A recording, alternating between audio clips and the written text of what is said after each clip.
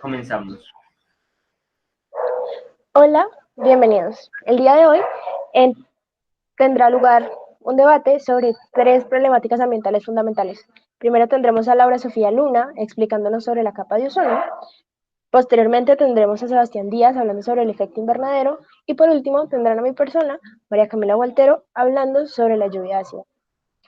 También dimensionaremos estas problemáticas ambientales en ramas como la social, la demografía y la economía.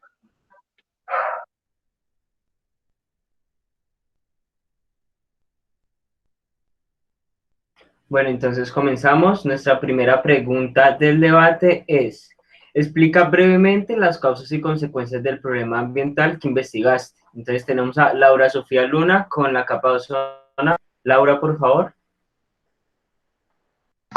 Bueno, la capa de ozono, la principal problemática de la capa de ozono es que hay grandes agujeros alrededor de todo el mundo, causados principalmente por la emisión de gases altamente tóxicos. Entonces hablamos directamente de todo lo que es gases de efecto invernadero, como por ejemplo los halones, el óxido nitroso, el óxido de azufre, los carbonofluorados, que se encuentran en aerosoles, aire acondicionado, gases extintores, y algunos otros nacen de problemas económicos o de sustancias económicas como la ganadería y la industria, y sus consecuencias directas son cambios químicos en la composición de las plantas, enfermedades de piel, visión y respiración, y pues todo lo que deriva de estas.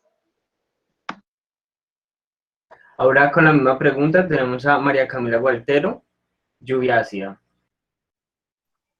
Bueno, la lluvia ácida es un concepto bastante fácil de entender.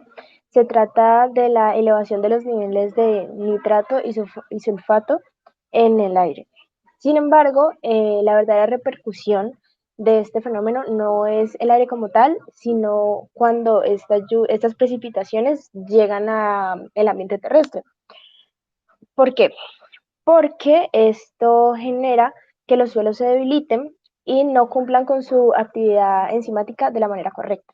De igual forma, contamina los acuíferos y por ende tiene una influencia en la vida marina y en todos los beneficios que nos proporciona el suelo.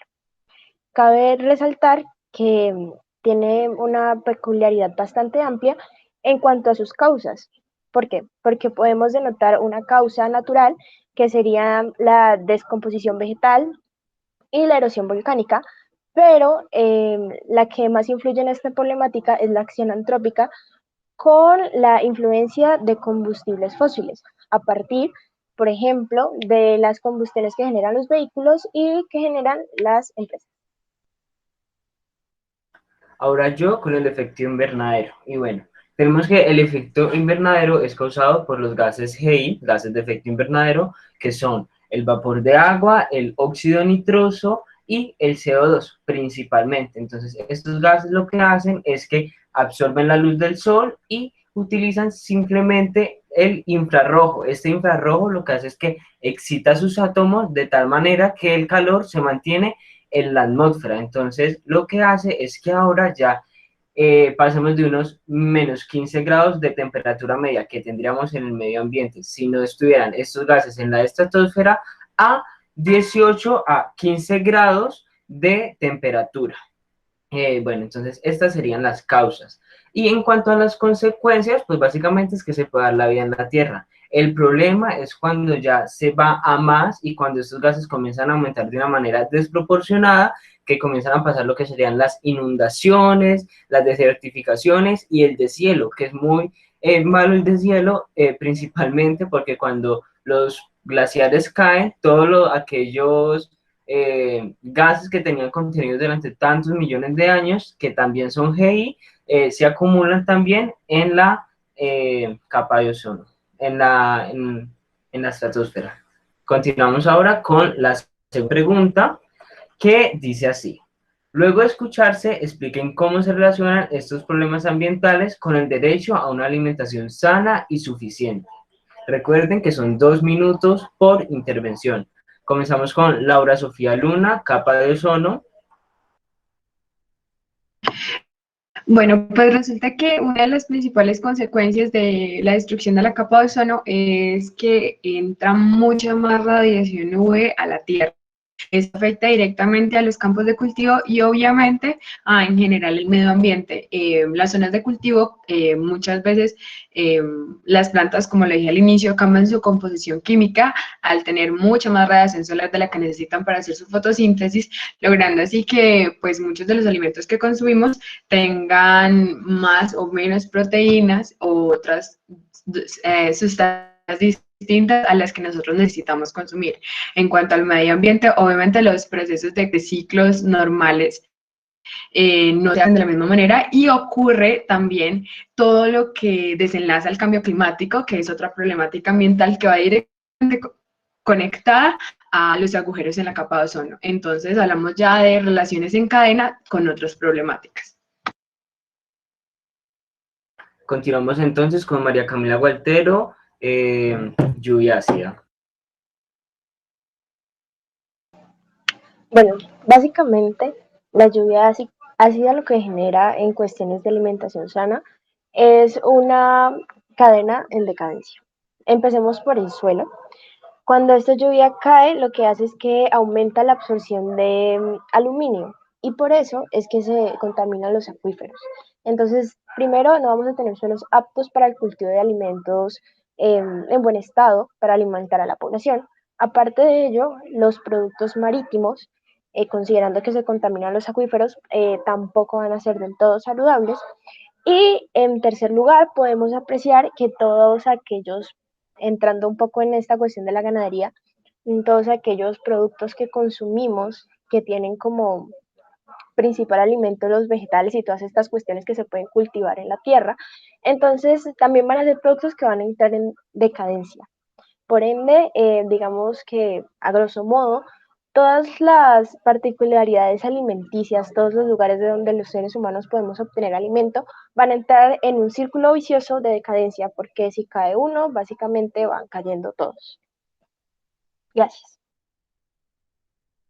Bueno, ahora continuamos conmigo con lo que vendría siendo el efecto invernadero. Y bueno, el efecto invernadero es algo que se podría considerar bueno al comienzo, porque por ejemplo lo que hacen los países más fríos es que las épocas cultivables se extienden y entonces los periodos son más largos. Pero entonces, ¿qué es lo que pasa? Que el efecto invernadero hace que el clima a nivel mundial sea muy inestable. Entonces lo que pasa es que los suelos, el clima como tal, está cambiando durante todo el año y lo que hace es que no haya estabilidad. Y al no haber estabilidad, lo que pasa es que todas las personas que dedican a esta industria terminan por no saber qué hacer y aquí es cuando llegan los alimentos transgénicos que a veces suelen ser bastante dañinos y que son una respuesta para el efecto invernadero tan abrupto que hay. Entonces lo que hace es que, primero que todo, ya los alimentos se consiguen en menor cantidad porque el suelo no hay, básicamente o está desertificado o está inundado. Y segundo, pues que para hacer alimentos que puedan sobrevivir a estas condiciones tan duras, que además también son condiciones de baja sanidad, porque pues cuando hay mucho calor las plagas también se suelen alborotar. Entonces lo que hace son estos alimentos altamente dañinos para el ser humano. Y estos alimentos en su composición tienen óxido nitroso que también es dañino a su vez para el efecto invernadero. Entonces lo que se hace es un círculo vicioso interminable que se mantiene alimentando a sí mismo y que deja salir de él. Bueno, entonces continuamos con la pregunta 3 que dice de la siguiente manera. ¿En qué medida el incremento poblacional y el desarrollo económico contribuyen con los problemas ambientales? Laura Sofía con su problemática. Bueno, la destrucción de la capa de ozono va directamente relacionado con la construcción de la industria. ¿Y por qué? Porque los principales gases de efecto invernadero vienen de ella. Ahora resulta que el óxido de azufre, el óxido nitroso, los halones y los fluorocarbonizados son principalmente encontrados en la industria. Hablamos de que son en su parte, por ejemplo, los fluorocarbonizados vienen de derivados del petróleo, el óxido de azufre viene de la combustión del petróleo, el óxido nitroso viene de la ganadería. Entonces obviamente los vemos direccionados hacia un ámbito económico y de industria. Entonces, a medida que crece esa industria, a medida que crece esas necesidades de ella o esa ambición de ella, pues obviamente crece mayor la contaminación que esta produce. Además, demográficamente, obviamente, entre más necesidad tienen las personas, mucho más crece la industria. Y eso está directamente conectado. ¿Conectado? Sí, conectado. Listo, ahora María Camila Gualtero con lluvia ácida. Laura, ¿algo más que decir? Ah, sí, sí, era un pedacito más. Qué pena, perdón, es que habían ruidos. También hay que hablar acerca de las consecuencias que eso mismo trae en la industria, es que entre más se ve la contaminación de la industria, más se crean otras problemáticas, tanto que ayudan como que son consecuencia de la abertura de la capa de ozono, como es el smog y el ya hablado eh, cambio climático. Ahora sí, María Camila Gualtero con lluvia ácida. Bueno, básicamente en este problema lo que más podemos destacar es un círculo vicioso decadente. ¿Por qué? Paradójicamente, actualmente, el mundo se encuentra en un crecimiento poblacional bastante amplio. ¿Qué genera este crecimiento poblacional desbordado? Mayor demanda en cuanto a productos de consumo. ¿Y cómo se obtienen estos productos de consumo? De industrias que básicamente son entes principales en la contaminación del aire, que es lo que consecuentemente produce la lluvia ácida. Al igual que los consumidores, que al usar el producto que están consumiendo, también generan estos entes contaminantes que producen la lluvia ácida. Entonces, primeramente, el crecimiento poblacional y el desarrollo económico va a desencadenar este problema. En unos años, cuando este problema afecte aún más la parte ambiental, podríamos hablar de una demanda alimenticia bastante exagerada. Si bien ya sabemos que a este punto de la historia ya se encuentran problemas sobre hambruna y que hay puntos del mundo en los cuales no se pueden cultivar y no hay terrenos fértiles, en un futuro, esperemos sea lejano, va a haber una mayor demanda alimenticia porque las tasas de natalidad no merman y las fuentes de alimento están mermando lo que las tasas de natalidad no merman. Bueno, y por último, para cerrar la pregunta, yo con efecto invernadero. Bueno, entonces, ¿qué es lo que tenemos? Otra vez, como ya hemos visto con mis compañeras, un círculo vicioso. Y es que demanda y oferta, entre más demanda haya, más tiene que crecer la industria. Y la manera más fácil para que la industria crezca es hacerlo con los mismos paradigmas y tecnologías simplemente adaptadas a lo que ya se tenía establecido. Entonces, por ejemplo, otra vez las industrias, un momento por favor.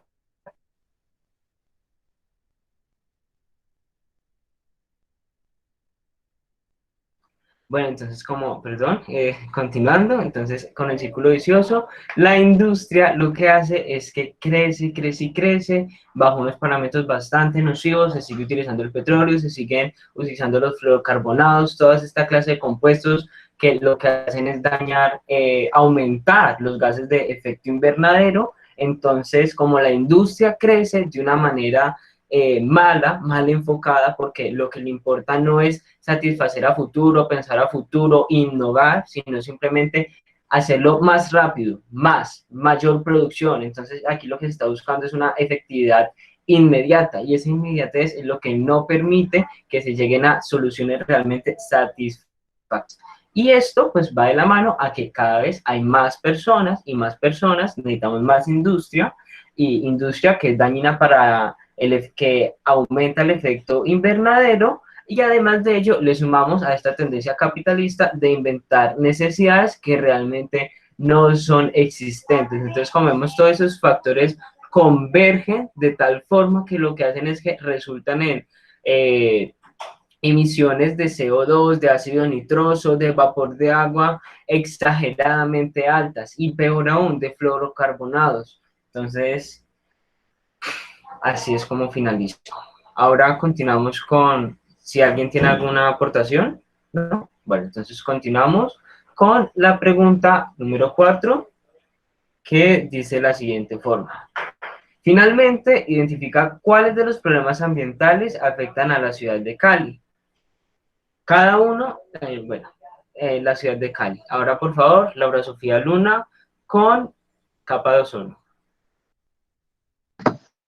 Bueno, la ciudad de Cali afortunadamente no tiene huecos gigantes sobre ella, sin embargo, obviamente vemos consecuencias como los cambios climáticos, lluvias cada vez más torrenciales, vemos también calores mucho más infernales, por decirlo de alguna manera, consecuencias obviamente de la capa de ozono y otras problemáticas.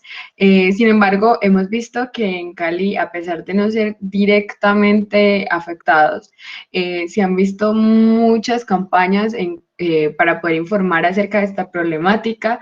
Hemos visto que han habido foros acerca de esta justamente para evitar el uso de productos que hagan pues de la problemática algo más grande. Sin embargo, no estamos exentos de que alguna vez se abra un hueco gigante encima de Cali, pero estamos protegidos por la cantidad de lluvia y tormentas que hay dentro de los páramos, pues estas son las que rehacen a la capa de ozono, los que crean O3, los impactos de los rayos contra el suelo. Gracias. Ahora María Camila con lluvia ácida. Bueno, a diferencia de la fortuna que tiene Cali con esta retroalimentación que hacen las lluvias de los páramos con la capa de ozono, la lluvia ácida sí tiene una alta influencia en nuestra ciudad.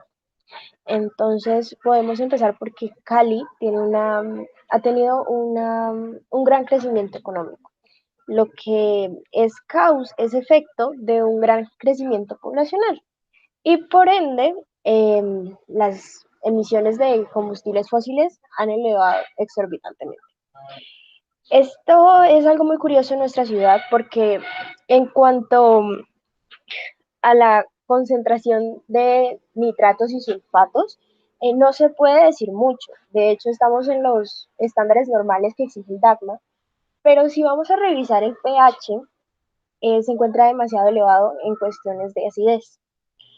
Por ende, esta es una problemática que la ciudad de Cali lastimosamente afronta. Sin embargo, no se puede decir que hayan habido campañas o concientizaciones o una actividad directa de la comunidad frente a esta problemática. Lo único que podemos tener certeza es que el IDEAM a nivel nacional, es decir, en toda Colombia, trabaja por mejorar sus sistemas de monitoreo frente a las lluvias ácidas. Sin embargo, en Cali como tal, no se ha tenido una respuesta frente a esta problemática. Bueno, está bien. Ahora continúo yo con efecto invernadero sobre Cali. Bueno, y a diferencia un poco de Camila, con estas noticias tan pesimistas, pero es la realidad, Cali realmente sí ha tenido un impacto positivo en cuanto a la baja de emisiones que ha tenido, por lo menos durante los últimos 10 años, en cuanto a emisiones de CO2. Bueno, entonces tenemos primero que todo que Cali, más o menos en el 2011, detectó que realmente estaba produciendo mucho CO2, a pesar de ser una ciudad con tanta capa vegetal. Entonces, una vez ella hace esto, lo que hace es que comienza a buscar mecanismos para protegerse y también proteger a la zona periférica que tiene. Para ello, busca tener lazos y nexos con lo que vendría siendo el WWF, quien lo asesora y le ayuda a crear planes de mejoramiento para que éste pueda pues, disminuir emisiones de CO2. Entonces, por este lado, Cali va muy bien. Tenemos la primera etapa en la que identificó, la segunda etapa en la que piensa a arborizar, a crear sus cuencas hidrográficas, a hacer planes de tránsito mucho más eficientes y a hacer una planeación gigantesca mancomunada con lo que vendría siendo la WWF, que lo guió y que se va dando por etapas, y más o menos para el 2015, que ya estamos moviéndonos, ya está dándose. Entonces lo que se hace es que Cali reduce radicalmente sus emisiones de CO2 y se convierte en una de las ciudades referentes en Latinoamérica y Colombia de limpieza en el aire. Entonces estas son noticias bastante positivas, pero vamos a ver un poco, ya que tenemos tiempo, de pasa esto, y es que resulta que Cali tiene que protegerse porque si no pierde.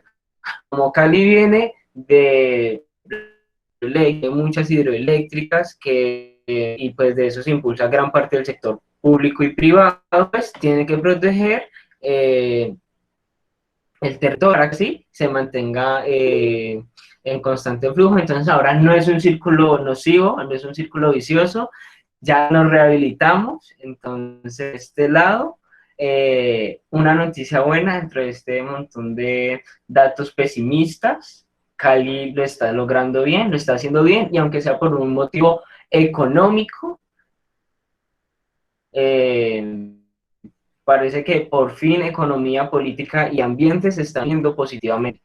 Con esto terminamos entonces, sin una conclusión ni nada, la primera parte, y comenzamos a los que vendrían siendo las preguntas sobre el ebook de la sociedad del riesgo global.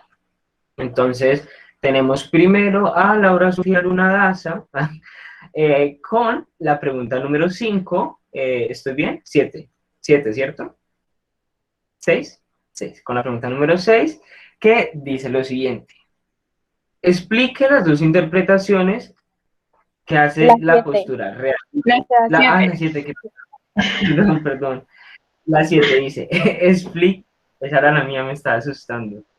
Dice 7, explique la aparición de una política en la sociedad del riesgo global. ¿Comenzamos, Laura? Listo, dale una. Bueno, para empezar a entender este concepto de qué es una subpolítica, hay que entender que hay una política externa y una política interna. Y por política externa nos referimos a todo lo que es gubernamental, todo lo que es de altos mandos, todo lo que pues está arriba. Por política interna nos referimos mucho más a un carácter individual y no gubernamental, algo político, sin embargo, pues que no hace parte de un Estado y de que es mucho más acerca de los ciudadanos, para entenderlo de una manera más simple.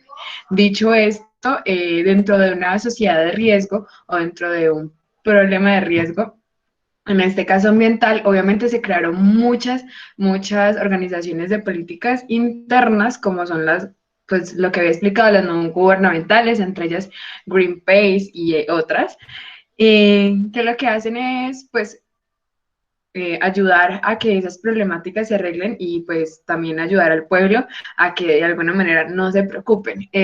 Dicho esto, esa no preocupación es un impacto en la sociedad y ahí es donde entra la subpolítica. ¿Por qué? Porque sucede que cuando las personas empiezan a no preocuparse por las cosas, porque creen que hay otras personas haciendo pues sus debidas labores, como son esas empresas, esas organizaciones, perdón, pues obviamente empiezan a decir, bueno, entonces, hay dos posturas, o hagamos algo con ellos o no lo hagamos. Y ahí es donde se da la misma consecuencia de todo está arreglado y junto con eso, pues obviamente viene la problemática de que al final no se hace nada. Y ahí es donde entran las subpolíticas que nos dicen que... Uy, ¿se puede cortar este video? Sigue, tranquila, Eh, todo está bien. sí, está bien. Entonces, mientras Laura piensa sus ideas, vamos a continuar con María Camila con la pregunta 5, ¿correcto? Correcto. Listo, entonces tenemos por qué la conciencia ecológica se considera una fábrica de incertidumbres. Bueno, principalmente tenemos que denotar que estamos viendo la naturaleza desde un punto de vista sociológico. Entonces, ¿qué pasa?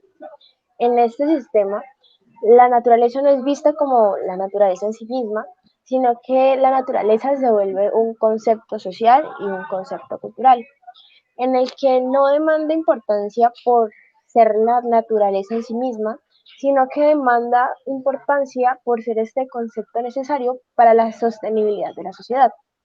Entonces, ¿qué pasa? Esta conciencia ecológica no es una conciencia ecológica, no es cuidar la naturaleza por cuidarla, ni cuidar la naturaleza porque es buena. De hecho, la naturaleza en este ámbito es una naturaleza vacía en la que no significa nada en sí misma.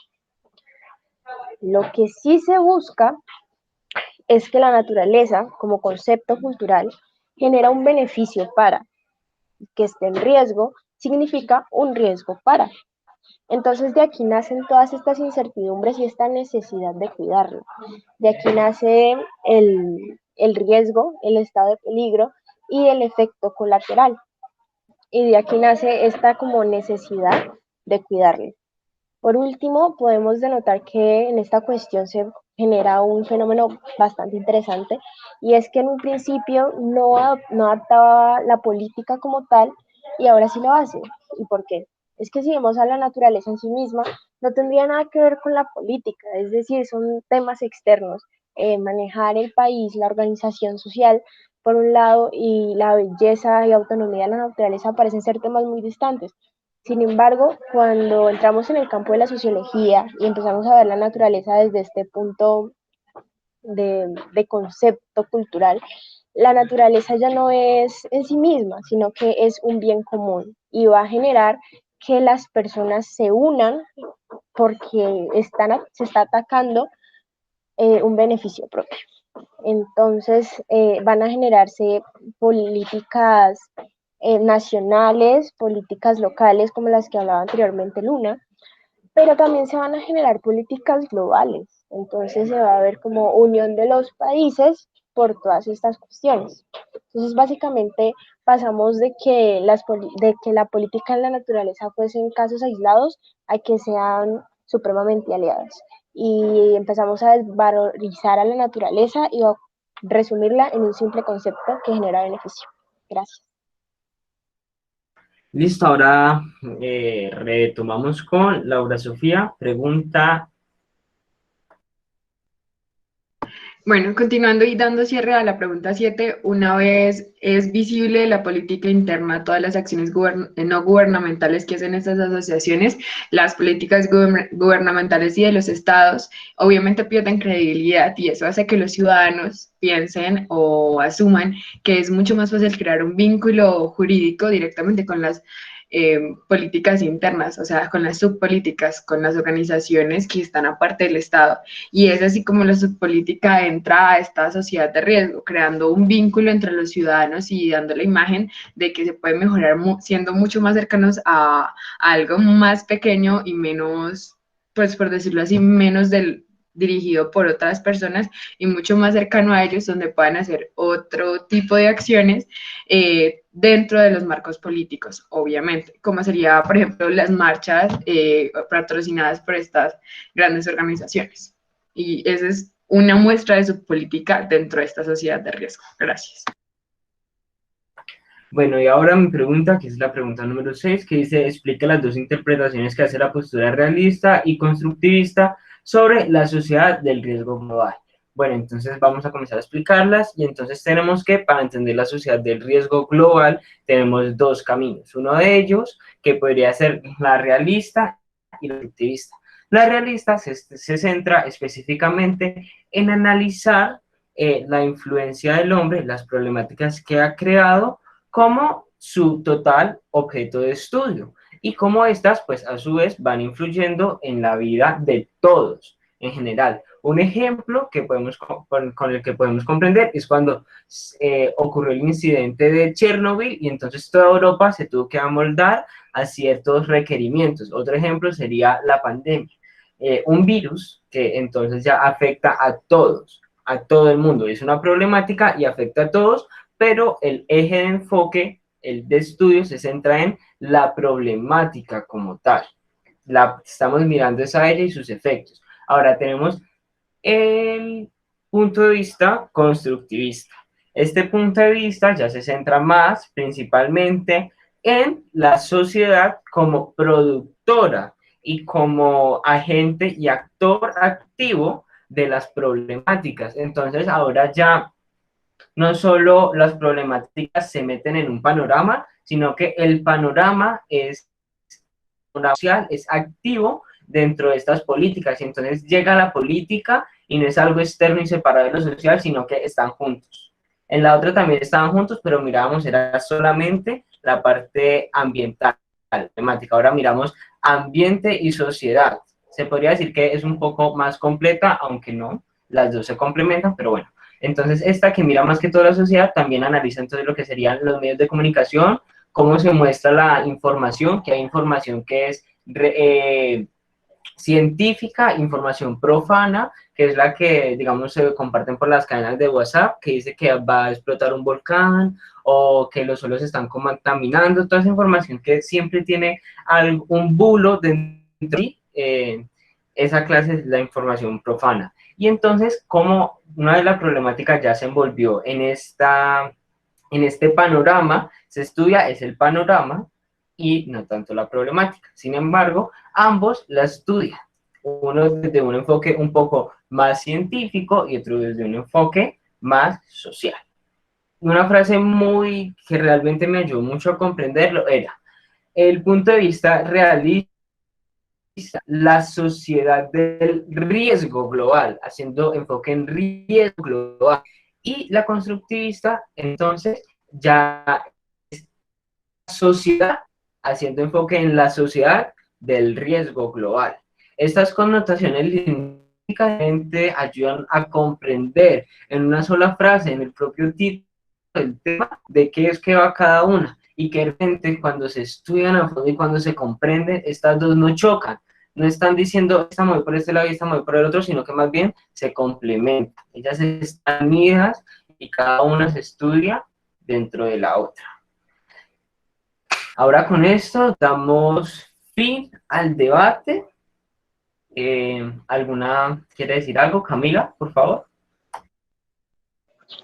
Simplemente quería sintetizar un poco como el punto de este debate, porque aunque se viese como una exposición del tema, se logró el cometido, se entendieron las posturas y lo que genera cada una de las problemáticas y sobre todo creo que se encontró un punto común en muchos instantes del debate, entonces me parece muy interesante y creo que este tipo de coincidencias de relaciones entre problemáticas deben estudiarse para encontrar un punto de común también en la solución.